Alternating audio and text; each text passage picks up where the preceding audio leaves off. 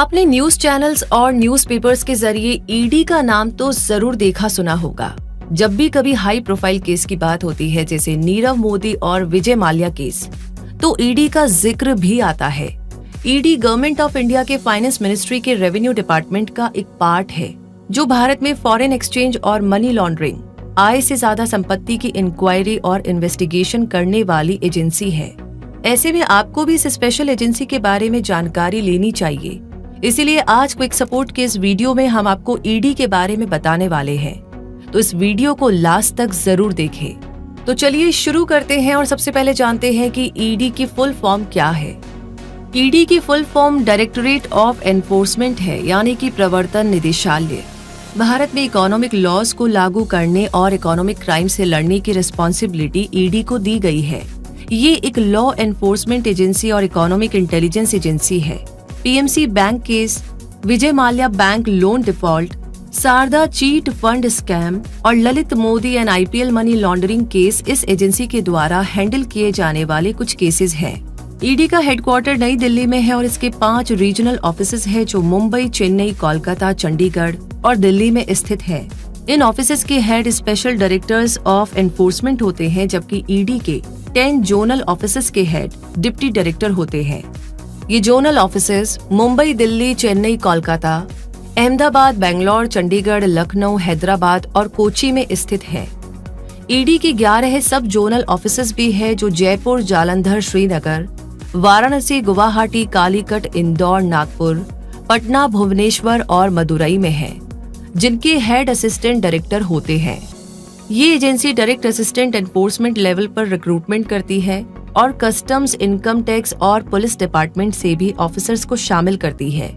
इस एजेंसी में IRS, IPS और आईएएस ऑफिसर्स शामिल होते हैं।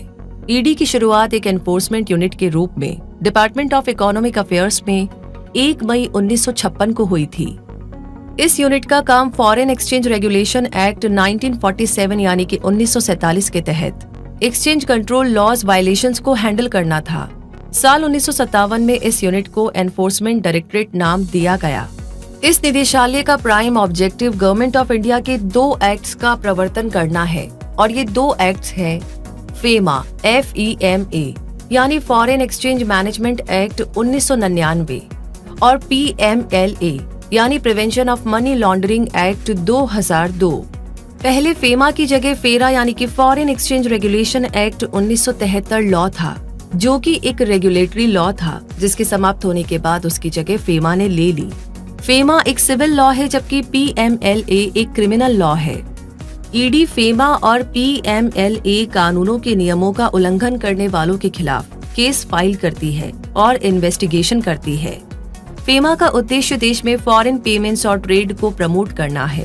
देश में फॉरेन कैपिटल और इन्वेस्टमेंट्स को प्रमोट करने से देश में इंडस्ट्रियल डेवलपमेंट और एक्सपोर्ट्स प्रमोट हो सकता है। इसीलिए फेमा इंडिया में फॉरेन एक्सचेंज मार्केट की मेंटेनेंस और इम्प्रूवमेंट को एनकरेज करता है। फेमा भारत में रहने वाले व्यक्ति को ये फ्रीडम देता है कि वो इंडिया के बाहर प्रॉपर्टी खरीद सके, उसका मालिक बन सके और अपना मालिकाना हक भी किसी और को दे सके। लेकिन अगर कोई इस कानून के नियम को तोड़ता है तो उस पर ईडी एक्शन लेती है। फेमा के बाद PMLA एक्ट में जिस मनी लॉन्ड्रिंग की बात की गई है, उसका मतलब भी जान लीजिए। मनी लॉन्ड्रिंग का मतलब इलीगल तरीके से कमाई हुई ब्लैक मनी को लीगल मनी के रूप में दिखाना होता है। मनी लॉन्ड्रिंग के जरिए इलीगल पैसे को ऐसे कामों में इन्वेस्ट किया जाता है कि इन्वेस्टिंग एजेंसीज को भी उस पैसे के सोर्स का पता ना चल पाए, और इस मनी लॉन्ड्रिंग का पता लगाने और दोषी व्यक्ति पर मुकदमा दायर करने और ब्लैक मनी को जब्त करने का काम ईडी करती है।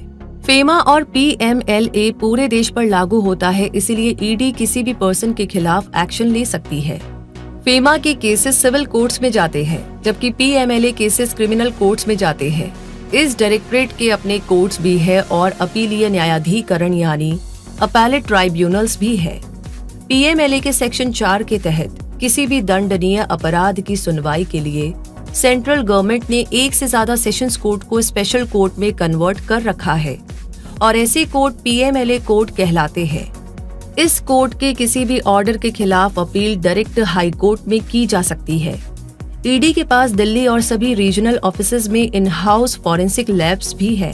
इस एजेंसी के बेसिक फंक्शंस और पावर्स की बात करें तो ये एजेंसी मैटर को इन्वेस्टिगेट करती है, सस्पेक्टेड प्लेस और पर्सन को सर्च करती है, लॉन्ड्रेड मनी से खरीदी गई प्रॉपर्टी को जब्त करती है और इस तरह के क्राइम से रिलेटेड पर्सन को अरेस्ट करती है, आरोपी के खिलाफ मुकदमा दर्ज करने जैसे काम भी करती है। ईडी ऑफिसर के पास ये पावर होती है कि वो किसी भी पर्सन या प्लेस का इन्वेस्टिगेशन कर सके और गिल्टी पर्सन को अरेस्ट कर सके और प्रॉपर्टी को सीज कर सके।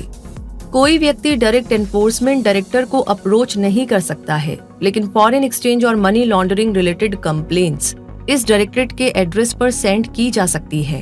अगर कोई फेमा या PMLA एक्ट्स के उल्लंघन संबंधी रिपोर्ट लिखाना चाहे तो उसे अपनी कंप्लेन पुलिस या किसी और एजेंसी में लिखानी होगी, जिसके बाद ईडी उस मैटर का इन्वेस्टिगेशन करती है। ईडी को अपनी रिस्पॉन्सिबिलिटीज पूरी करने के लिए कुछ इंटरनेशनल ऑर्गेनाइजेशंस की मदद भी लेनी होती है और समय समय पर उनकी हेल्प भी करनी होती है, जैसे वित्तीय कार्रवाई कार्यबल यानी financial action task force FATF, money laundering पर Asia Pacific group APG, money laundering और आतंकवाद के फाइनेंसिंग पर यूरेशियन ग्रुप यानी कि EAG। यूं तो इंडिया में बहुत सी इन्वेस्टिगेशन एजेंसीज है, जैसे कि रिसर्च एंड एनालिसिस विंग यानी कि रॉ, इंटेलिजेंस ब्यूरो, CBI यानी कि central bureau of investigation, narcotics control bureau, CID यानी कि क्रिमिनल इन्वेस्टिगेशन डिपार्टमेंट। लेकिन जो एजेंसीज फाइनेंस से डील करती है वो है CBI और ED। ऐसे में इनके बीच का डिफरेंस भी आपको समझ लेना चाहिए। CBI यानी सेंट्रल ब्यूरो ऑफ इन्वेस्टिगेशन, जो कि करप्शन की जांच करने वाली एजेंसी है।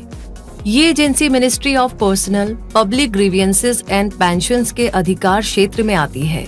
CBI हाई प्रोफाइल क्राइम्स और इकोनॉमिक क्राइम्स को इन्वेस्टिगेट करती है और ऐसे क्राइम जिनकी इन्वेस्टिगेशन के लिए सेंटर, स्टेट्स और कोर्ट के द्वारा ऑर्डर दिए जाते हैं, उनका इन्वेस्टिगेशन भी CBI करती है।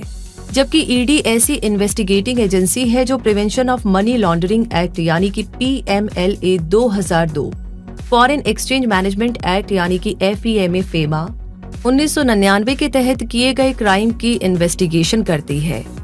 ED अपने आप कोई केस रजिस्टर नहीं कर सकती।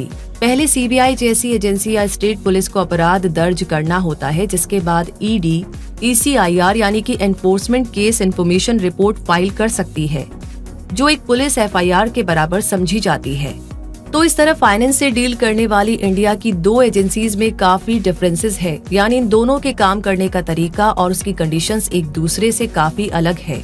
तो दोस्तों, ये वीडियो आपको कैसा लगा, ये जानकारी आपको कैसी लगी, प्लीज कमेंट बॉक्स में लिख करके जरूर शेयर कीजिएगा। साथ ही साथ आगे किस बारे में जानना चाहते हैं वो भी बताइएगा। और इसी के साथ अगर आप अभी हमसे जुड़े हैं तो आपका मोस्ट वेलकम है।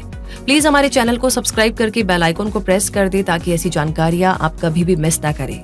इसी के साथ मुलाकात होगी बहुत जल्दी ही। तब तक के लिए रूबी आपसे कहेगी धन्यवाद।